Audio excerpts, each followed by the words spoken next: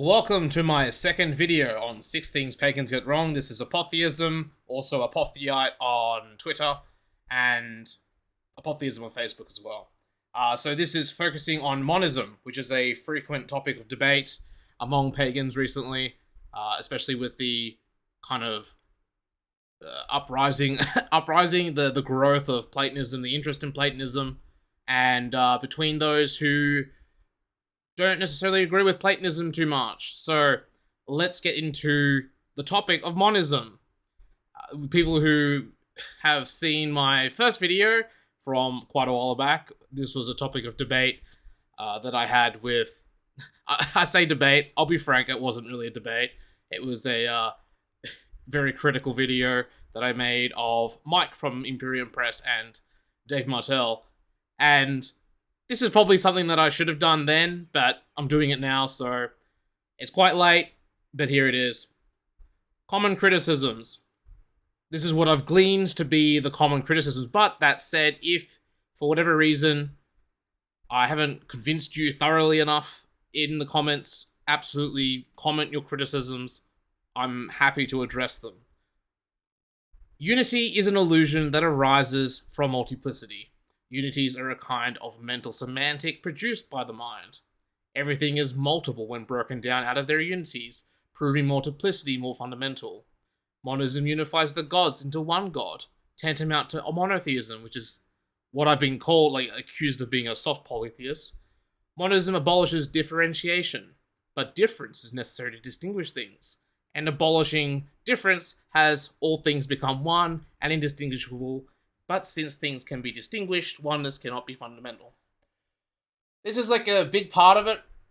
The roots of these kind of criticisms, I believe, come from the modern philosophical kind of views that are encouraged in media and encouraged in universities, where a primal existence is given to multiplicity, and it kind of roots into that ethos of promoting a scientismist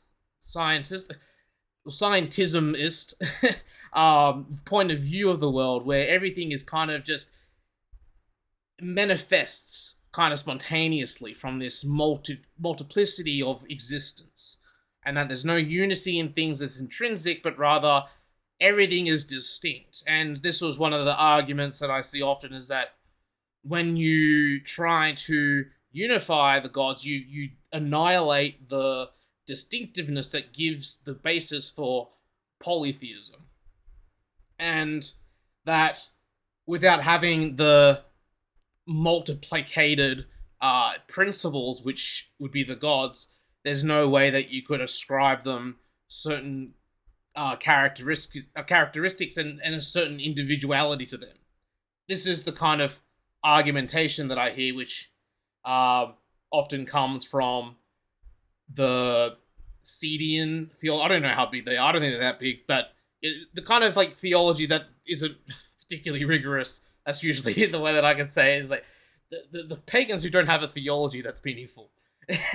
Just to be a bit rude, but that's usually what I encounter. There's not much going on there, but so it's this kind of what's the word? It's this kind of fear that they have that they're about to negate their religion, that they shy away from engaging with these ideas, which I think is a bit strange. You can engage with the idea with having to adopt it, but they're very reactive to any suggestion that there's this unity that unifies the gods into a essential union that conjoins them, which I think is it's a necessity. We'll investigate it right now, I believe.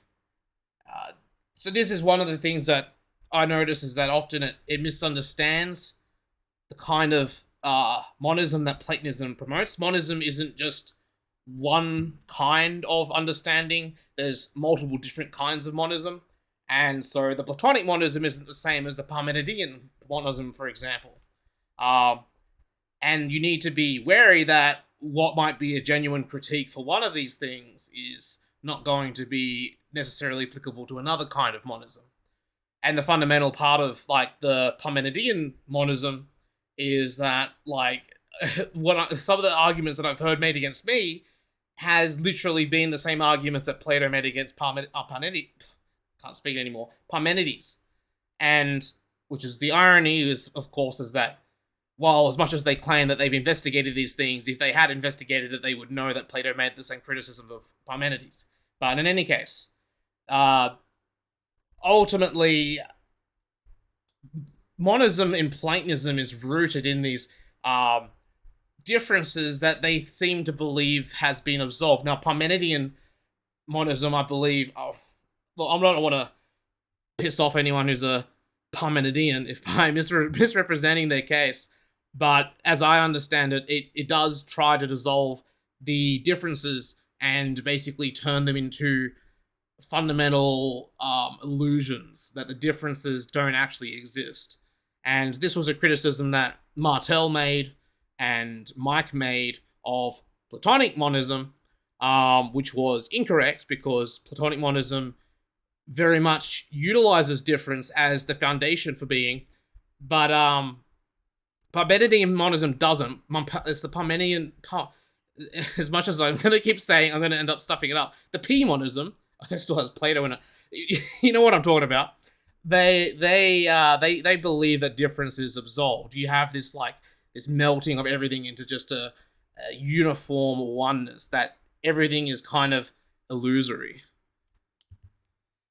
So, addressing the critiques, Platonic monism does not erode polytheism, it reinforces it. The pantheon of gods are not reduced to mere aspects of a singular supreme god, which is worth noting, is that so frequently I hear this idea that Platonism reduces the gods to just being kind of attributes of a supreme god.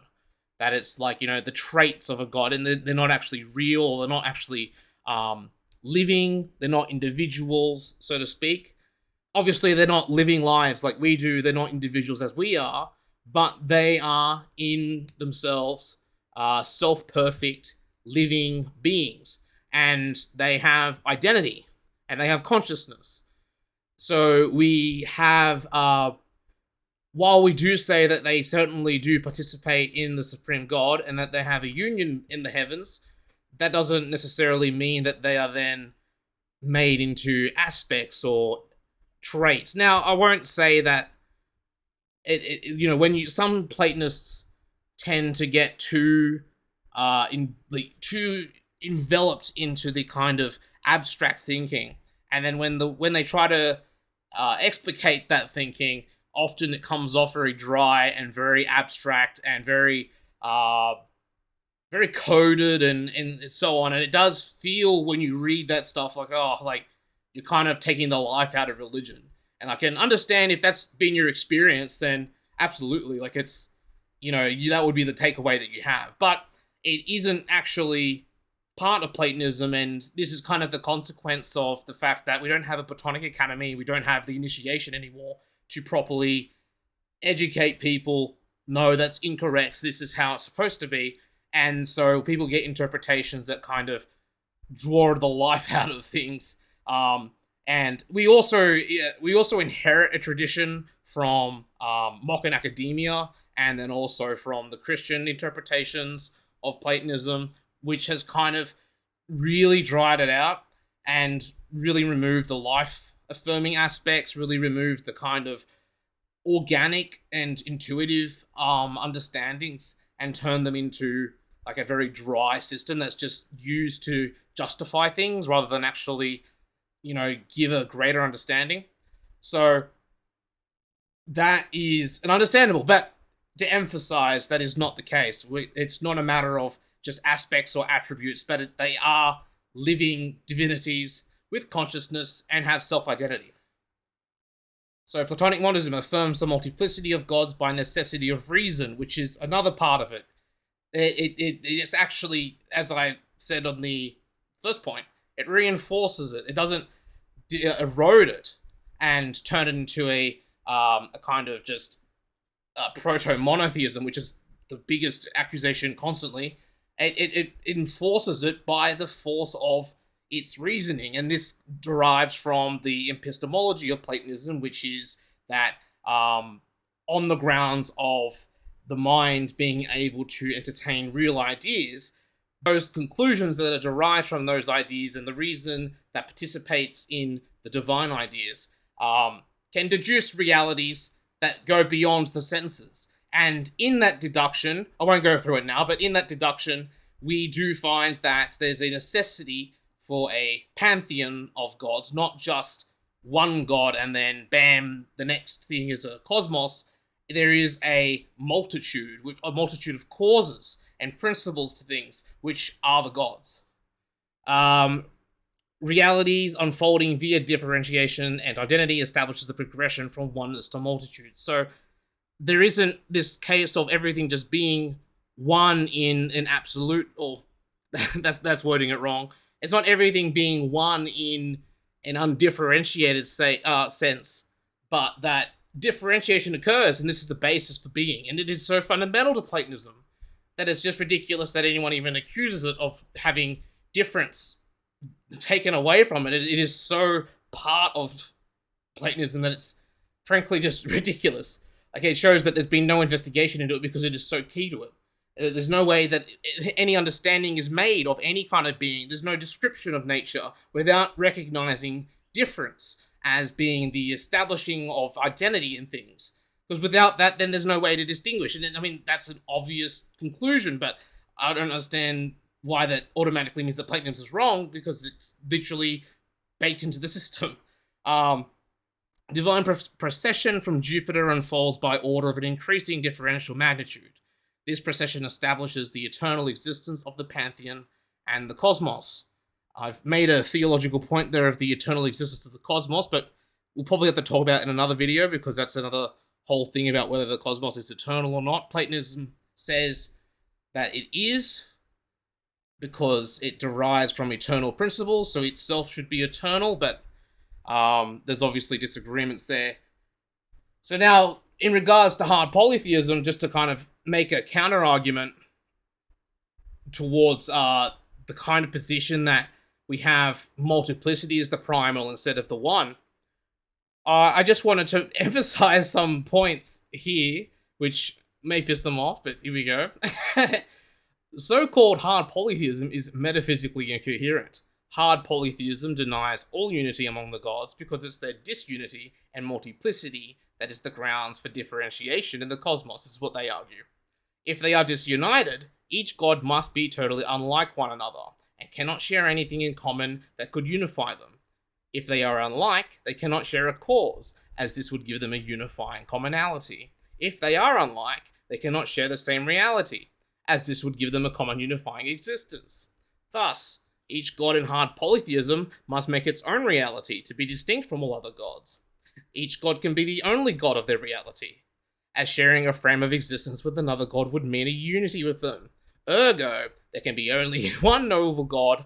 Hard polytheism must necessarily be monotheist. Now, this is what is often misunderstood about unity, is that to share anything constitutes a unity. So for the gods to share in common the fact that they're gods is in itself a unity.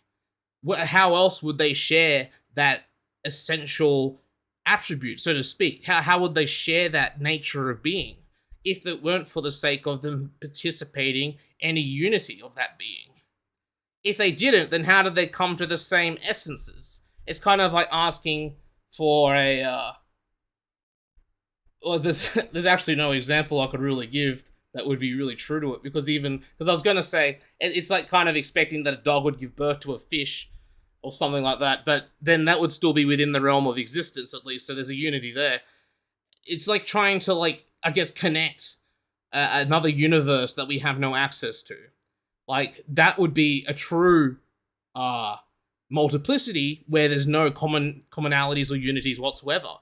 Because it's the unities that form the basis for our capacity to even interact or know anything. It's by our ability to share something in common with something else that enables us to know it. Like, for example, it's on the most fundamental basis anyway, it's by having oneness of things that there's difference. Because if things weren't one, but sometimes two, how would we be able to tell the difference between certain things if there's this great multitude. Like, for example, let's say there's a tree that is not always one, but it can be two.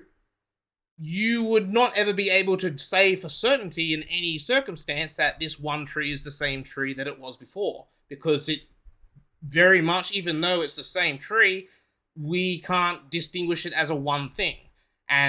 But of course that doesn't exist, because all things have their own particular oneness, and that's how we can distinguish them from other things. But that is a shared unity there, that everything is one, do it unto itself, but we receive that oneness from a chain which begins with one. And then we also have the unity of this common existence, as I said, the unity in the cosmos, that we share a same realm. And it's only by sharing that same realm that we're able to have senses that are accommodating the different kind of ways that things within this realm interact with one another. So, like, for example, our eyes don't develop independent of the light that it needs to receive. It needs to be able to receive that light, otherwise the eyes are useless. But if it had no way of interacting with that light because it was completely differentiated from all things around it, it would essentially not be able to utilize it in any sense. So there's all these fundamental problems about assuming this multiplicity, and as I said, this is kind of leads you towards assuming that because the gods are completely disordered and completely multitude without any prior principles or unity, you do require to just completely separate them apart. And that's the natural consequence of that. So this is kind of towards a more proper understanding of Platonic Platonism. Difference is a fundamental aspect of Platonism. Difference can only exist in unity and never multiplicity. Unities within unity are not falsities alienated from reality, but are particularities of reality. Every particular is within its cause, and every subordinate cause is itself a particular within a superior cause. At the summit of the great causal chain is the generative gods, and at their summit is Jupiter. All causes are contained within Jupiter because Jupiter is the cause of causes. Thus, they are also all reconciled into oneness within him. This is a very crash course explanation.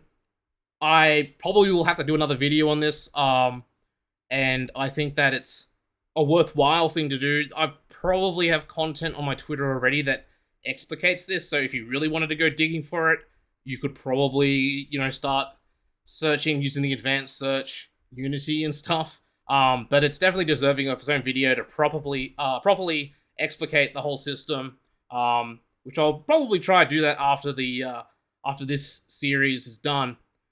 But at least to the extent that I have shown that the alternative to the monist kind of view of things is very much disordered, very much impossible because of the fallacies and the contradictions it produces.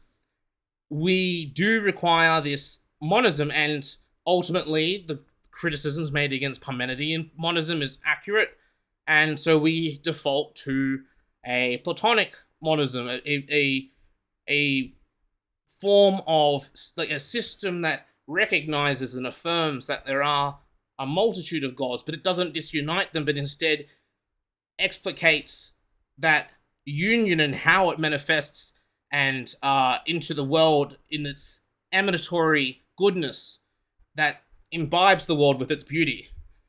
I believe that it's probably the most elegant system that can be. Well, it is. It is the most elegant system. It really expounds the beauty of the gods, I think, and the goodness that they share. And I think that it's a big shame that there's still those pagans who are very much against it, whether it be for knee-jerk reasons or otherwise, or their experience of it has been very dry. But I'll definitely go into it again, I think, so that we can really get into the midst of it. But this will be the end of this video. I hope that I answered at least to some of the points that people really feel strong criticisms of monism when they're really not. But absolutely, if you have any that you would like to comment, absolutely comment them. I'll respond to them. And have a great day. Cheers.